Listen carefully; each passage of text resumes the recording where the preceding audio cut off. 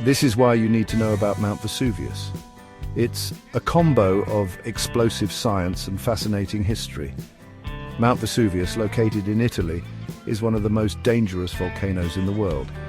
But it's not just about the science, it's also a key player in history.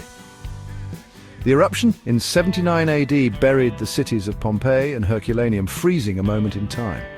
Archaeologists have uncovered incredible artifacts, giving us a peek into ancient Roman life.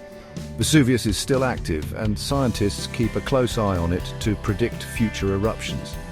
So whether you're into geology or history, Mount Vesuvius has a story to tell. Ready to explore more? Hit that like button and subscribe.